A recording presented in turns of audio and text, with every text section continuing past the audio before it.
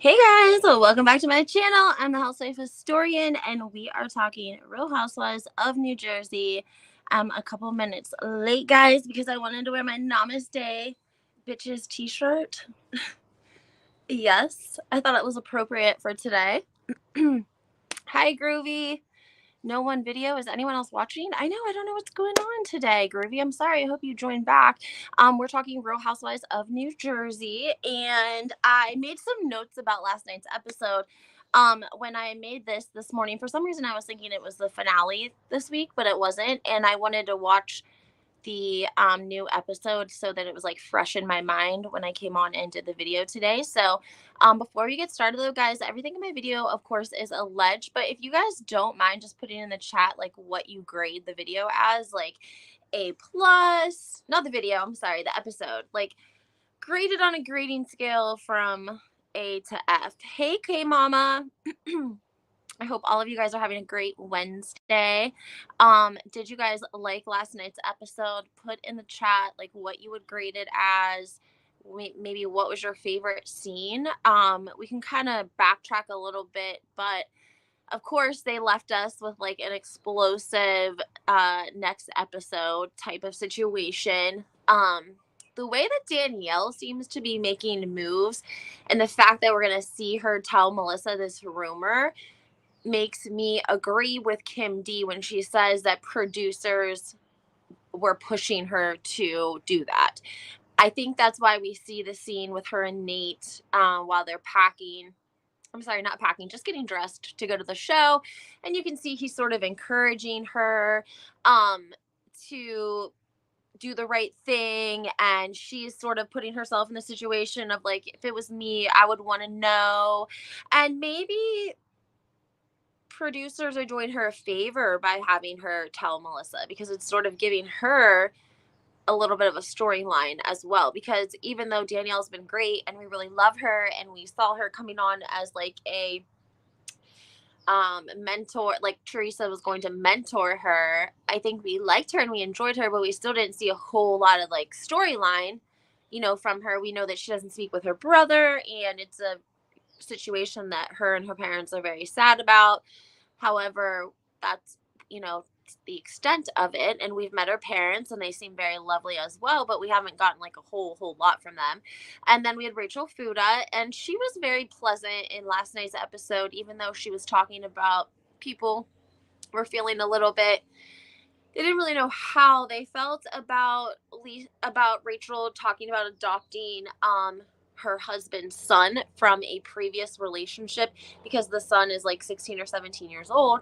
Some people were saying they felt like it was sort of monetizing off of the son and they didn't like that vibe. There was a producer that said it was probably in bad taste of Bravo to run that storyline. But after watching it back, it does seem like her son is very like excited. Like he likes the idea of her adopting him. He didn't seem like it was a forced scene. It didn't seem insincere. He seemed very genuine. And when she said like he taught me how to be a mother, I almost cried a little bit because I do think that Rachel is very, I don't even know what the word is. Like I think she understands her. She's very in tune with herself, if that is the right word.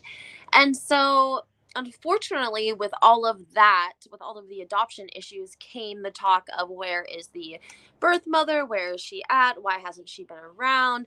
And that kind of led to some investigating. I think that she also did an article herself in the Sun paper, and it looks like she's been struggling with some like mental health and addiction issues herself over the years, and so that's why we haven't seen her in his life. And you can see he seems a little curious about his birth mother. He asks if she responds, but he still seems very like he almost wanted to cry, I think, when Rachel was speaking to him. Like you could see he was really taking like that, soaking up the love from her as the mother, and it was a really endearing moment. So I'm sure that fans probably feel the same way. Now, getting back to Louis and Teresa and Joe and Melissa, it looks like it's going to be an explosive finale. It does look very intense. Did you guys see the preview for next week when Melissa is holding back Margaret? Like, I can't take it. I cannot take it. I had to screen record it. Like, she is holding Granny back like Margaret is about to throw hands. I swear to God. Like, Melissa has her arms wrapped around Margaret. Like, holding her back. Like, no, Margaret, don't hit her. Like, what? Oh my God. So you can tell that Margaret is like infuriated when Danielle tells Melissa about this supposed rumor, because she knows that Melissa is going to know that she told her best friend something that Melissa had told her in secrecy, or something that had happened in secrecy. So, also, did you guys notice in last night's episode, they talked about a text message that was leaked that allegedly, I think Jennifer said, like, it pertained to the affair. And when I told you guys before, I've said in a lot of my videos that there was a text message, it was a screenshot of a text message of a thread between Lexi, Melissa, and Margaret, allegedly, and they were discussing the whole car, making out in the car thing, and allegedly, swearing each other to secrecy. And somehow, I think Laura had like a screenshot of that, and she leaked it, but it wasn't leaked for very long. It was leaked for like 2 minutes. And I've had other people that have commented that have seen it. One of them is one of my subscribers. Her name's Sarah. I love her. She's super sweet. And she saw it, but like she said, when she saw it, she didn't know what she was looking at, because we didn't have any idea what was really going on yet. So nobody screenshotted it. No one took a record of it or receipt. So therefore, now that we need it, we don't have it. However, during the season on XM radio, because Andy has his own radio station on XM, somebody called in live and brought up the rumor about the text message thread and the screenshot, and there was a producer in the room on the show, like on the radio show, that knew about the text message as well. And so that was sort of like proof that there really was a text message. We don't know for sure exactly what it said, but allegedly it was Lexi and Margaret and Melissa, and like Margaret said something like, just deny it, Melissa. And she said something like, no shit. No shit. So I don't know. I don't know if Melissa knows it's coming. Do you guys think that she looked like she knew what was coming? I mean, we've heard before that, like, when they set up a scene, sometimes they'll give the ladies like notes, and if you get notes, the scene's not about you, the scene's about somebody else. But if you don't get notes for that scene, then you know that it's going to involve you. Have you guys ever heard that before? I was just wondering if Melissa like knew that Danielle was going to tell her this. I wonder if Melissa was, it seems like Danielle was kind of like making innuendos, because we see at one point Melissa says something along the lines like, well, nothing we haven't heard before, right? Like, she's kind of like, what's going on? Are you teasing me with this information? Are you not?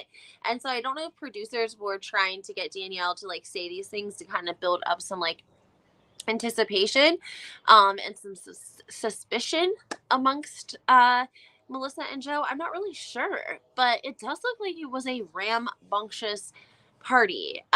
Louis looks over at Joe Gorga like he wants to like he looks crazy, but I mean, I have looked like that before. So, and he caught Joe Gorga off guard, which I think is really funny, because I feel like he's usually the aggressor, right? He like starts getting loud first, but Louis was like, "Let's go from 0 to 100 right now. Like, let's go. Don't wait till we're 10 drinks in. Let's do it now." What do you guys think? I mean, I felt bad for Teresa. I feel like she does look like she is sad and disheartened, and I don't know. Like, I do feel like she looks like she is like stressed, and it should be like the happiest time of her life. Hopefully she's like happy now. Maybe it was more stressful than we realized, like especially with like filming and cameras, and maybe we didn't really see the stress of it. I mean, I know they had a wedding planner, I'm sure, but to think of like a wedding of that size, I'm sure it was very stressful. And then on top of it, everything with Melissa and Joe and their filming, and they weren't sure if they were going to do the show, and then they were going to do the show, and then they had to add bridesmaids. And I think that it probably just threw a little bit of a wrench into what they were originally planning, because obviously they would have had to adjust things per filming. So maybe that was part of it. Joe Judice allegedly calling Louis from the Bahamas, telling him, you know, don't let Joe Gorga ruin your marriage. Like, don't let him in your life. Like, I was a little surprised, because even though like everything that's happened, Juicy Joe must believe that Joe Gorga did go to the feds. Because regardless of everything that has transpired over the years, and I've told you guys this before, Teresa and Joe's parents were best friend with Juicy Joe's parents. Like, Juicy Joe's parents drove Teresa's mom to the hospital when she was pregnant with Teresa to have her there. So they are longtime generational family friends, right? I think that Juicy Joe could have let everything else go and not said a word just because he's old school like that. But I think that, yeah, I just think that he just he couldn't this time. Not if he had anything to do with him going away for 3 years, getting deported, getting divorced, and losing pretty much everything he had in America. K Mama says, I think Melissa wanted the rumors out there so she did not have to go to the wedding. That is actually a great perspective I hadn't thought about. When we looked at the text message, it does seem peculiar that Melissa would not RSVP to anything, that she wouldn't look at the invitation to see the rehearsal dinner, what she was RSVPing to, what she was not RSVPing to. It does seem kind of like she's saying one thing in a text message and doing another. Is this what Teresa's been dealing with, all these years? Maybe. We see Dolores and Polly. They look genuinely happy. Polly seems like a great guy. We see them go out to eat with Brittany and Frank. I love Brittany. She was funny. She was super cute. And she was like, it's so funny that she asked him like how long it took him to learn English, or if they spoke English in Ireland, because I actually had that same sort of question in my mind, but like way back when we first met Polly, and I had to like think about it for a second, and then I realized obviously they speak English in Ireland. But yeah, I kind of had the same question as Brittany, but it was just a little bit earlier in the game, so it definitely made me laugh. K Mama says that, or I'm sorry, says, K Mama, that would take a lot of forethought. Is Melissa able to be that calculated? I think Melissa has a whole team that helps her be calculated. It's not just her. I mean, I'm not being mean, but I've heard like she's not super like savvy. I'm putting that nicely, and I've heard that from multiple people that know her.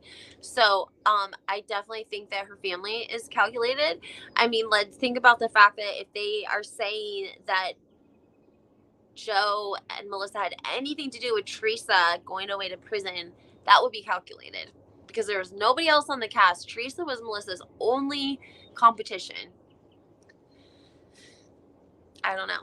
I'm just saying, it's a possibility. We'll never know, probably. We'll probably really never, ever know. But I'm sure that Bravo is going to take a look at this season and probably make some big decisions about what we're going to see next season. I thought the episode was good, but I felt like it was kind of a filler at the same time. Let me know if you guys feel the same way. Like, I liked Jennifer's twin mothers. They seemed very pleasant, very cute, and that was a cute scene, but they were like kind of trash talking the other ladies at the same time, so I was kind of like, not really all about that. The scene with Jennifer and her brother, I thought was very endearing. I thought that was very nice, and I also thought that it kind of showed a really more humble side to Jennifer. I think sometimes Jennifer had to be so tough when it came to the cast because there were so many people were at her that she like probably just bragged to get under their skin a little bit. And maybe I don't think maybe she's necessarily so much like that in person, because in her confessional she was very endearing, she was very humble. um she was like, when we were, when I was raising the kids, when they little, and Bill was doing his residency, like our in-laws helped us financially or we never would have made it. So I think that that says a lot, and it was very kind and generous of her to set that up as well. And her sister-in-law seems to really love her, and Bravo knows what they're doing when they show Melissa and Teresa hating each other, and then the next clip is Jennifer and her sister-in-law sharing this really enduring hug, and her sister-in-law just telling her how much she loves her and how thankful she is for her, and so on and so forth. So it's like, y'all could be like this, but y'all over here like this. So I don't know, guys, what we're gonna see. We have one more episode, and then we'll go into the wedding special. I can't think that the wedding special is gonna have much drama as it pertains to Joe and Melissa, because number one, they're not even going to be at the wedding. So any footage or anything really pertaining to the wedding, it's not going to involve Joe and Melissa. Um, we'll get the finale, and then I think we'll get the reunion from them, and that's all we know. Hey, Adam, I love you too. Thank you so much for joining today. I love all of you guys. Some of you I've missed connecting with because I got hacked on Instagram. So if you are not following my new Instagram account, HW Historian with the number 2, go follow it because I love you guys. And my other one got hacked, and they're trying to sell it online for like $1,000. It's been really crazy. It's just been really crazy. It's like been like the last month and a half. So I like can't. I love Atlanta. I'm so excited to watch the Real Housewives of Atlanta. I think they're going to give us a great season. I hope that you guys get interested in your next franchise of choice, whatever that may be. I think we're going to be getting Orange County as well. Um, some people want it, some people don't want it. Some people love Tamara, some people don't love Tamara. We got Tamara and Teddy over here on the West Coast. Tamara is on the OC, and Teddy is trying desperately to be on the BH or the OC, wherever she can get in. She's like, I'll film wherever. I also, there's chatter about New York, but I'm also hearing, I think All About the Truth said something about the Real Housewives of Miami is going to air on Bravo first instead of Peacock, which is annoying. Do you guys want to know why that's annoying? It's annoying because the Real Housewives of Miami started out on Peacock, and they gave us 4 seasons off rip. And Bravo does this thing where they just leave us breadcrumbs after breadcrumbs after breadcrumbs. And sometimes that's annoying. And I'm scared they're going to ruin that franchise again. That's what I'm scared of. Like, why don't you guys take how Peacock is doing it, because Miami's doing good over here, right? They're doing really great over here. So obviously, whatever you guys are doing over here is working. Take that and emulate that in the rest of your dying franchises. Like these franchises that people are really losing interest in: Salt Lake City, Orange County. Give us a couple episodes at a time instead of just milking us. I know they pay the women, of course, per episode a lot of the times, but I just think if you have a dying franchise that's not, top of the ratings like New Jersey or Beverly Hills, then you got to formulate something. And whatever you guys did with Miami, it worked because everyone loves Miami. If you don't love Miami, get with it. Literally best franchise right now. I met Nicole, Dr. Nicole, in New York, and she was very lovely. She's very tiny. I mean, I'm 5'8", 9, but she's very tiny. But she's very cute. She's very sweet, just like you would picture her in real life. And then I did see, sadly, that Gertie announced on Instagram that she actually was diagnosed with breast cancer. So she's really in need of some prayers right now, guys. She said that thankfully they think that they've caught it in a very early stage. And so therefore, they should hopefully be able to take care of it. But I really like her. I really liked her vibe. She was definitely I don't even want to use the word eccentric, but sort of eccentric. She was not original. She's not someone that you would meet and ever forget. And she's built a business, a wedding business, honey. I mean, she is like nothing under $60,000. Are you getting Gertie? And that was like a year and a half ago. She put that, I think, in People magazine. So, yeah. It says New Jersey needs to end already. I'm ready for the wedding special. I am too, Dee Dee. I am too. So is K Mama. We're all kind of ready for the reunion. We're ready for this to be over. I think it's been rough on a lot of people, like that have like PTSD. They're talking about how the scenes can be sort of triggering for them. Other people speak about how deep it is. It's too deep. It's too dark. They're watching they're watching reality TV as sort of an escape from as a guilty pleasure. And when it's too dark and too deep, it's too much. And not to mention the bloggers that have been taking a hit. God forbid they report something that's not in a major page 6 article or something. But yeah, guys. So, anyways, back to Miami. Allegedly, we're going to be getting it on Peacock first. So, I don't know if that's a good thing or a bad thing. I don't know if we're supposed to be clapping or not. Maybe the women are. I think they should leave it on Peacock. It's winning on Peacock. We love it on Peacock. Don't you guys love it on Peacock? I do. Kim Zolciak still filing for divorce. We're hearing new rumors again. Allegedly, there may or may not be a third party involved. I don't know if that's true or not. I just heard that. We heard that there was like a couple of different outlets coming out and saying that they had heard that. But somebody took a video. Do you guys remember when there was all the rumors about their house getting foreclosed on, and she like did an Instagram story and she was like, how did she say it? She was like, this is my effing house and I'll stay here as long as I effing want to.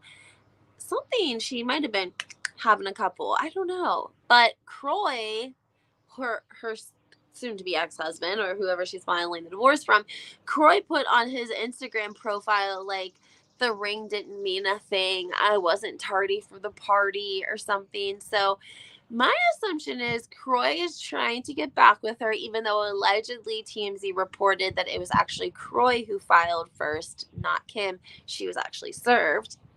But I'm not sure if she shut down her Twitter or she blocked me. Not Twitter, I'm sorry, Instagram, or she blocked me. I hope she didn't block me. Like, goodness gracious. But yeah, that's where we're at, guys. Not a whole lot going on. Just we had the Jersey scene and Jersey episode last night, and it was, okay. It was great. It was amazing.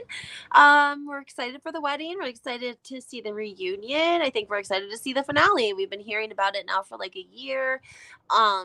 And once we see that, then we'll pretty much have wrapped up the season. I feel it is a little bit unfortunate that we've gotten so much information ahead of time. Allegedly, we're not going to hear about the discretion at the Gansevoort Hotel at the reunion, and we're not going to hear about Pizzagate at the reunion. And so I think fans start to get disappointed, when we talk about why we didn't know all these things about Joe and Melissa. This is an example of why things just don't get talked about for whatever reason. The network doesn't want to talk about it. They think it's for whatever reason. And so they have the prerogative, because they're the network, to leave it out. And that's why sometimes you'll see production actually leak things if they think there's an injustice, i.e. when things sort of happen with Kathy Hilton. Allegedly, it was production that leaked some of that because they knew that it would just be a cover-up if not. And it pretty much was, because we never saw footage of Kathy or the breakdown, alleged breakdown, or anything. And we didn't see footage of the car ride home, which we know is completely crazy because they always have cameras in the vans. And just, I don't know, just some food for thought. But let me know what you guys think in the comment section. Let me know your opinions of what you thought about the episode and what you're looking forward to. Are you going to be watching Atlanta? Somebody was telling me about Jersey Shore Vacation, and I think it's like a short series or whatever, but they're gonna have like Ronnie's back and he's sober and he has custody of his kid. And who else was it? There was a couple of different people. So I was thinking about checking that out. I'm gonna be doing Atlanta. I mean, I'm gonna have to do the OC just because you guys know I can't help it. But if there's anything else that you guys suggest that you would like to hear me report on, then please leave it in the comments, please. And I hope you guys have a great day.